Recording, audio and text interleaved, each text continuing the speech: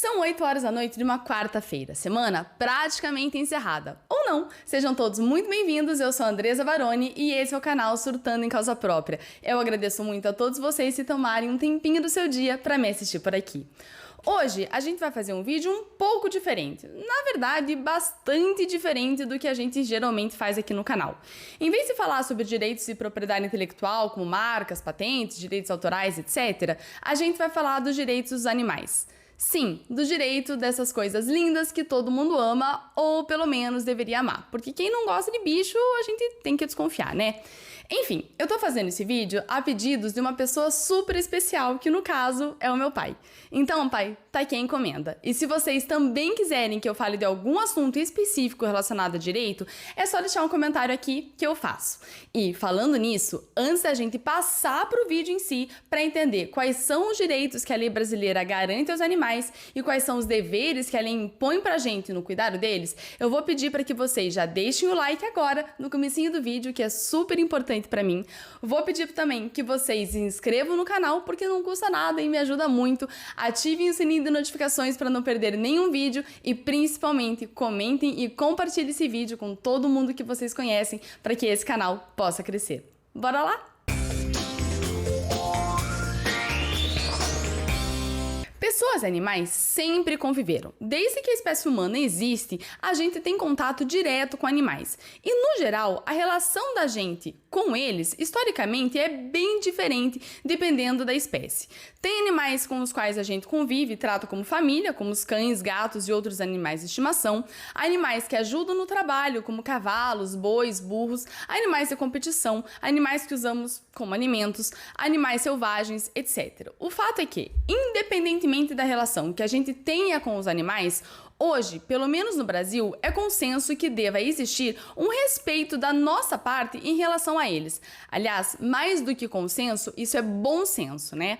Desde pequeno, a gente aprende a tratar os animais com respeito. E isso, além de ser uma questão cultural, é também uma questão legal.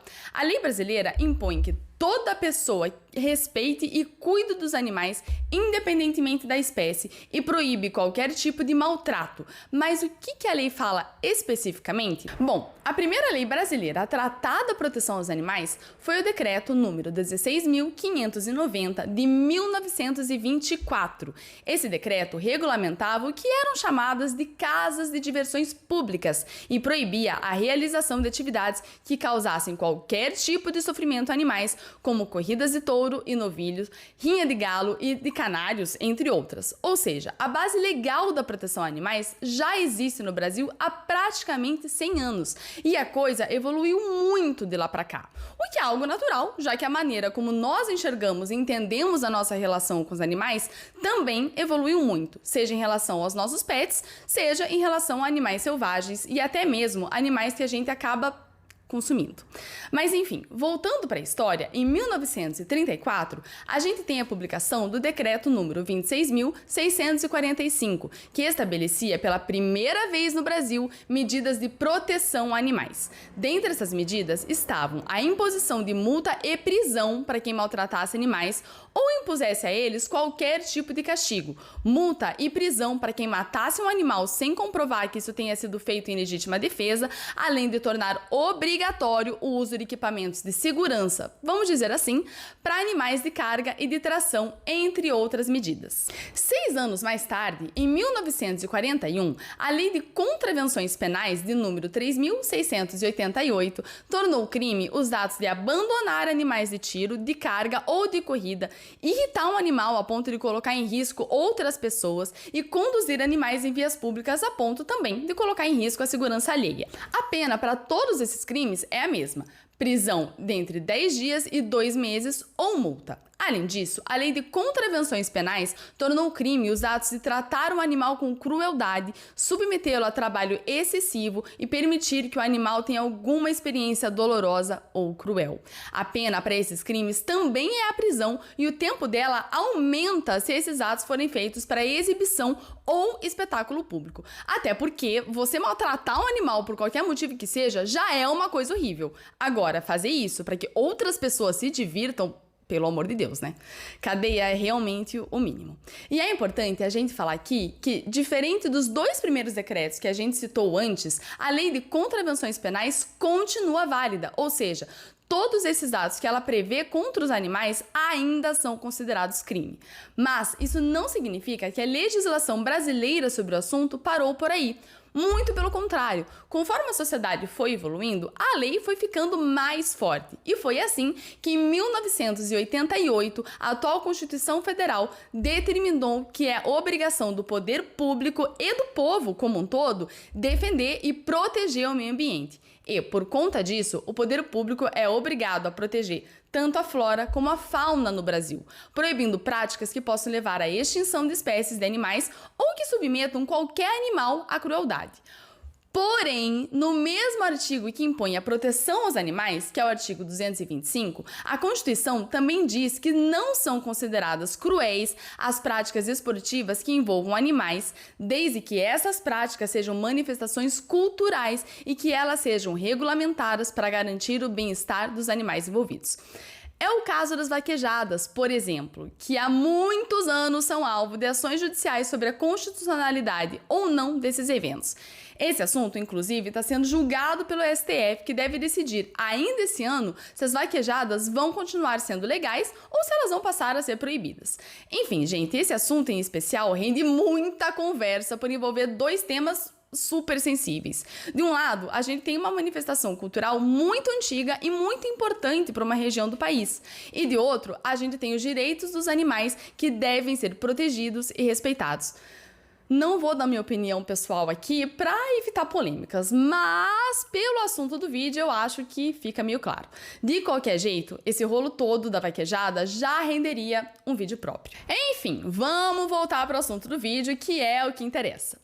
Em 1998, é publicada a Lei dos Crimes Ambientais, de número 9.605. Essa lei criminalizou os maus tratos contra animais e, dentre as condutas consideradas como maus tratos, estão abuso de qualquer tipo, ferimentos, mutilações e atos que possam causar qualquer tipo de dor a animais silvestres, domésticos, domesticados, nativos da fauna brasileira ou exóticos. A pena para quem comete esses crimes é de detenção de 3 meses a 1 ano e multa.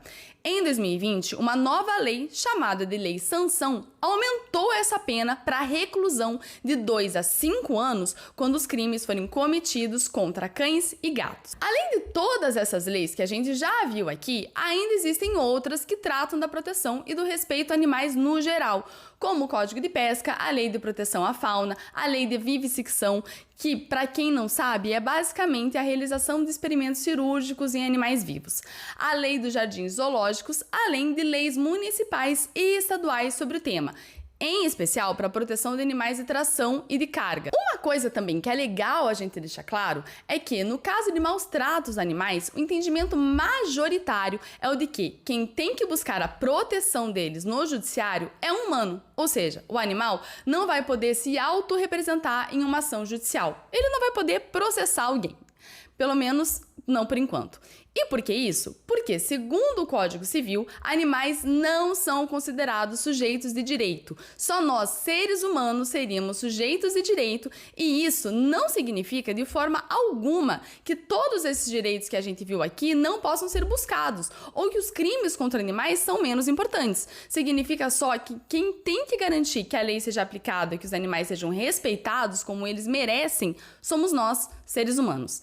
De todo modo, isso pode mudar. Em 2021, o Tribunal de Justiça do Paraná reconheceu pela primeira vez que animais seriam sim sujeitos de direito e poderiam processar outras pessoas, organizações ou empresas em casos de violação dos seus direitos. Isso é uma coisa nova, mas pode ser que venha a ser aplicado mais nos próximos anos. Vamos ver como as coisas andam no Poder Judiciário. Por fim, é sempre importante lembrar que, mais do que uma questão legal, o respeito, a proteção, a segurança a qualquer ser vivo, seja ele animal ou humano, é uma questão de educação básica. Assim como você quer ser respeitado e ter os seus direitos assegurados, você também deve respeitar os outros. Se isso é verdade para nós humanos, que em geral temos mais condições de nos defendermos e de procurar os nossos direitos, tem que ser verdade também para animais, principalmente quando a segurança, a alimentação, a proteção deles e, enfim, o direito a uma vida digna depende tanto das nossas condutas. Mas agora eu quero saber a opinião de vocês sobre esse assunto. O que vocês acham sobre isso tudo? Vocês têm animais de estimação? Gostam de animais? Convivem com animais? Enfim, concordam com o que a lei diz sobre a proteção deles? Me contem aqui nos comentários que eu vou adorar saber. Também não se esqueçam de deixarem o like, se inscreverem no canal e ativarem o sininho de notificações para não perderem nenhum vídeo. E principalmente de compartilharem esse vídeo com outras pessoas para que o nosso canal possa crescer. Nos vemos semana que vem. Tchau!